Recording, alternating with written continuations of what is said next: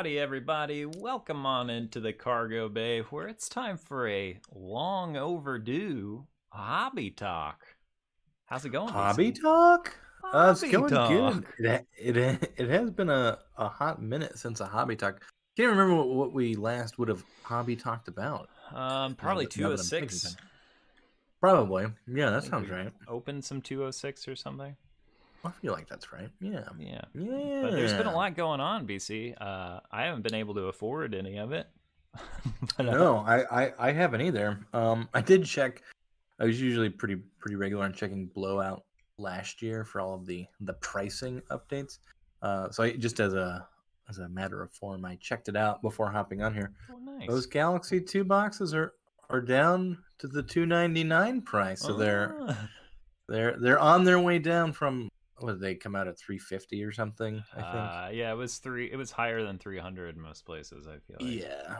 So I feel like it's on its way down. Yep. I feel There like they are made a lot of it. There are I feel like it's a lot of graded cards on yeah. up for sale right now, including kind of baffling to me how much I've seen people who graded a bunch of cards with the intention to resell. Like it's Yeah. one thing if you're grading for your own collection, of course you might want to grade an 8.5, but I've Yeah. seen so many like 8.5s coming back from grading, and I'm like, if your intention is to sell, maybe you should check out before how the centering is and like how the scratches are. I mean, Uh, it's the centering is I mean, you know how I feel about the, and I do apologize. I got wildly distracted while you were talking because of Yaddle's portrait in the back. yeah, yeah. I don't know if that's been back there previously when we recorded stuff just together, but just today, I I got think. I got trapped in those beautiful auburn locks there for a second. Yeah, no, I think that's part of the problem with the Galaxy 2 is what Top's quality control's been kind of stinky poo doo, but putting borders on everything was just like, hey, do you want to make it harder to grade these things? Because borders is a great way to do that yeah, because it's hard to tell the centering on them if they don't have borders. So now the mistakes are obvious yeah, when those borders are on there. So it's another thing for me just aesthetically that really was a big detractor. I mean, it's always going to come back to price, initially of like, oh, well, it makes it easier for me to not be in love with this product if I can't afford it. But I think aesthetically going from the non-border Galaxy full art to, hey, we're going to put borders on these things was just kind of like I don't know, not my favorite choice yeah. for I Galaxy. I think it looks okay on a couple cards, but yeah, mostly it's a Yeah, downgrade from Galaxy One for me. I like a lot of the images in the set. yeah, I wish I could pick up a few singles. It's just it has been one of those things where the singles were too expensive. The prices are coming down a little bit now, and yeah. hopefully will continue to. But yeah, I don't think either one of us has any. Like I didn't open a pack of Galaxy Two. No, Uh, I have not touched a Galaxy Series 2, which is sad. But I have gotten over it. But the good news is, boy oh boy, we've got plenty to look forward to. This is of course including coming hot. some things we asked for specifically. Yeah, BC, something I think you wanted more than anything else you've wanted. You said that you I wanted. It's coming. I think Tops has been paying attention. I think one of our 15 views was a Fanatics. Poppy tops. Yeah, it was a Papa Tops Fanatics executive who's like, let's get down to the ground level and see what they're talking about. Yeah, so we are referring specifically to the news coming out of the Tops Industry Conference, which was earlier this week, Where's last my week. fanfare noise? Yeah, get the fanfare noise out for that. Yeah, so there's a lot of announcements from Fanatics and Tops, mostly relating to their much more important and expensive sports brands. But we did get some entertainment nuggets, primarily the Star Wars, as that is the biggest Tops non-sport brand.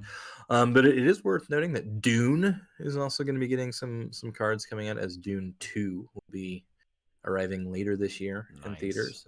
So that is cool. But yeah, there's a whole new slew of Tops Star Wars sets coming out. I think the first one is going to be Topps, or it's just Star Wars Chrome, which is in April, which I think we kind of knew about based off of some of the artist announcements, because their cards were pulled out of one set and are being put in, or they're still having artist cards for this Chrome set. Again, the Topps and the artists is a whole other can of worms that needs to be sorted out, just based off of everything that I understand about how they generally treat their artists for these products. But Star Wars Chrome is coming in April, which I guess is going to encompass all Star Wars properties in a chromium fashion, because you know us, we love our chrome. I mean, famously, we love Mandalorian, one of the best chrome products that's ever existed. That's kind of what I'm expecting out of this, right? BC, probably something super mass produced, low hits, and just kind of a mirror finish on everything. Yeah, I mean, I think the only thing there's a, for me, right, price is always going to be the number one thing. If it's reasonably priced, I'll probably be interested in it. But the other thing is it's going to be design. You know, how what does the set look like? If it's all the movies, is it also incorporating cartoons, animation, that kind of stuff? That's all stuff that interests me. Obviously, how big is the set? But ultimately price and seeing what that looks like. May the 4th is going to be the Chrome Sapphire release, and I think they said this is the Return of the Jedi Chrome Sapphire. They're going to try to do the Sapphire edition each May the 4th for whatever set they do, but I think going forward that's the plan. This is the 40th anniversary of Return of the Jedi, so I think that's what they're doing for Sapphire. There's a Galactic Antiquities set, which is the super high end. So we'll just wave as that goes by later this year and watch people who have a lot more disposable income than us open very expensive cards, which is always exciting to watch. Yeah. And live through vicariously. Mando 3 also announced more Chrome Black, which I know we've all been clamoring for. We said, give us all the Chrome Black. And then for me, most interestingly, I think, is this flagship product. Yeah. Which is a paper which should be readily available to anyone as a Star Wars flagship product for 2023. I would love for this to be something that sits on shelves, is not specific, so it has a broad appeal, and it's at a decent price so that some regular people strolling through the store might be, you know what, I'll get some cards. I think there is room to grow the size of the audience for this stuff. It just has to live on the shelves for a little bit. Yeah, and here's the problem, because I found this but I found this the other day, right? This is Book of Boba Fett. That's a blaster box. And I was like, oh yeah, it's nice to see a blaster box on the shelf. I think I was the only one who took that blaster box on the shelf, because when I came back like 2 weeks later, they were all still there. Wow. So it's like, Book of Boba Fett is not a highly sought after or particularly collectible product just because it's the Book of Boba Fett. Yeah. Sorry, Book of Boba Fett fans. But I think if it is something that's, previously the first blaster box that I got was the Skywalker Saga, which is fairly close to like a flagship product. But I'd be interested to see what the checklist looks like for what they're going to consider a flagship product. I think it'll be fun. Yeah. And hopefully it will be the same situation where, you're right. If you can go into your Target or your Walmart and be like, you know what, I feel like cracking open a few packs of some junky Star Wars stuff that makes me happy, then that's good for the hobby generally. I would love for them to set themselves up for future sets by selecting an unobnoxious border that they can use for years. I would love to see consistency, but that's not probably what's going to happen. But I am excited about it, BC. This is what we wanted. They can chrome it out later. Which I'm sure they will, because that's what they do with all their other products, right? They'll do the paper and then they'll chrome it. But yeah, I think it'll be interesting to see what the checklists look like. Hopefully there's some cool inserts that would be, for me, a lot of it just comes down to design. Like, do they look cool? So, I mean, there's some trash inserts that I've seen in other products. I'm just like, I don't care about these, but I get excited about a cool insert set, So, yeah, I'm looking forward to information about that as they come. Apparently there's a lot of other sets that weren't announced, but I would imagine Stellar signatures, probably Stellar, maybe Master probably an Obi-Wan, and I saw Misty our fingers Rosas crossed. selling either a Stellar Signatures or a Masterworks. I can't remember Gotcha. which, but Gotcha. Yeah, so those are I mean, I think some of the tried and true stuff that they're gonna stick with, but got some at least interesting movement on there. And perhaps the most Star Wars market shattering news. Mark Hamill coming back to sign autos for Topps Star Wars products after a hiatus for whatever reason that we can speculate on, but probably someone from Topps did not appreciate Mr. Hamill in the way that they should have. In addition to Oscar Isaac, who will be signing, Samuel L. Jackson. awesome. It was specifically noted on here the Andor cast, which leads me to believe that there's going to be some Andor product coming out. And I sure hope you so.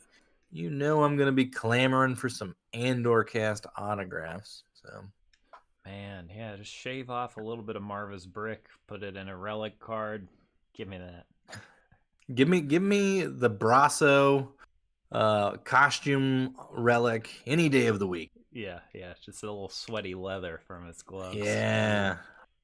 Like that. Yeah. Well, that's pretty exciting, BC. I mean, I think mostly good news. Again, a lot of stuff we're not going to be too interested in for various reasons, but it should be a good time to be a Star Wars card collector next year. I guess year in review for 2022. We already graded our 2022 sets, but yeah, I guess is the new Chrome officially a 2023 product, or did that come out in December of last year? The Galaxy Chrome 2, I mean. I'd have to look at the release date. I feel like it was the end of last year. Okay. Well, but I could be wrong. But I believe its build is 2022 for some reason. I could be wrong about that, but yeah. Okay. I feel like that's right. I feel like it because it just when we're in March somehow. By the way, quick update on the calendar. Yeah, it feels like we have sort of gone a while without any. I mean, just any news in general about what's coming up. So now we're what, a month out apparently from a Star Wars Chrome product. It's not on pre-sale anywhere that I've been able to. So who knows? And Topps famously does not care about release dates. So we'll see how true they are to these. Because I remember last year when they announced, Finest and all these other things that were going to be coming in. I was like, oh yeah, well, we're looking forward to those and the release dates that were provided. And then of course they were delayed for months at a time. So we'll see how true they are to these. But it is good to have some news. I have felt a little like completely disconnected from Star Wars trading cards for a while now at this point. Yeah, same here. I don't have much disposable income right now, and things are pricey. I'd like to see another wave of 206 at some point. Those are fun. But overall, I think it's going to be a fun year, BC. That's what I think. It's going to be a fun year, and I'm excited about having some big cast signing again. I'm not a big auto guy.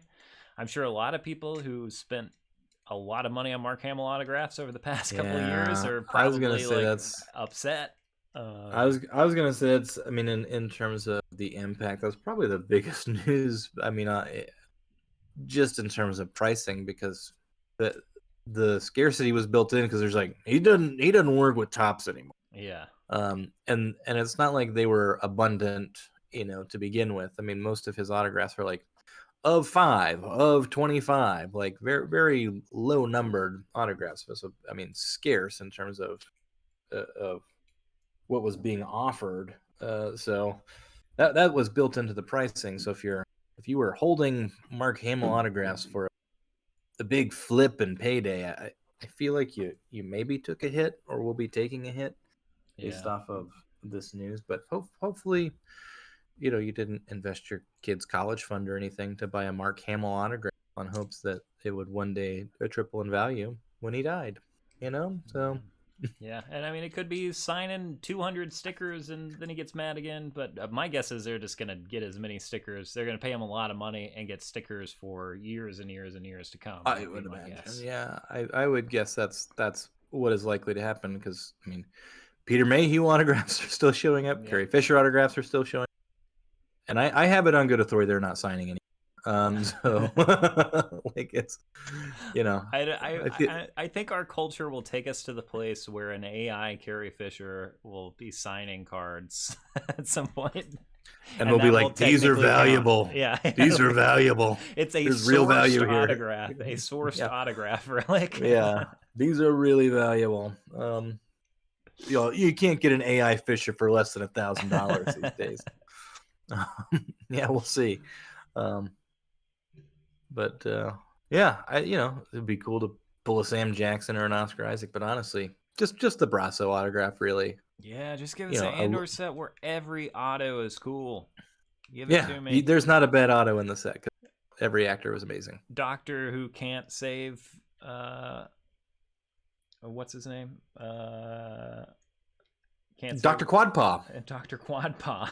Because he had 4 arms. I'm forgetting the name of our young revolutionary, though. Oh gosh. It starts with a T? Tito. We're Star Wars likers. Nimic. It's Nimic. Yeah, Nimic. It starts with a T. Nimic. Yeah, that's it. I was close. Yeah, to quote Kimetsumu, I'm a Star Wars liker. Yeah. I'm not a fanatic. I don't know, like people who have like an encyclopedic knowledge, that's great. I have to Google stuff, so that's where I am. It's just, you know, whatever. I'm proud of people who can recall the third droid from the left in the cantina scene who's standing outside of whatever, you know. Good for you. Yeah, cheers to y'all. Well done. Another thing you can remember, thecargobaypod.com, the Cargo Bay Pod on Twitter, the Cargo Bay Pod on YouTube. We're here. We're doing guest episodes on the main feed. So far, all episodes this season, we have guests. That's exciting. They're bangers. They're all bangers. They're great eps. Yeah. We just finished our Star Wars draft. That's right. Our Storm the Castle squad. That's right. Yeah, that was so. Listen to that. Go check that out. Check that good stuff out. We're talking fun Star Wars stuff. Yeah. All right, y'all. Well, thanks for listening to some hobby talk. Let us know in the comments what you're collecting, what you're looking forward to. Like and subscribe. We'll catch you next time on the Cargo Bay. Bye-bye. Bye, y'all.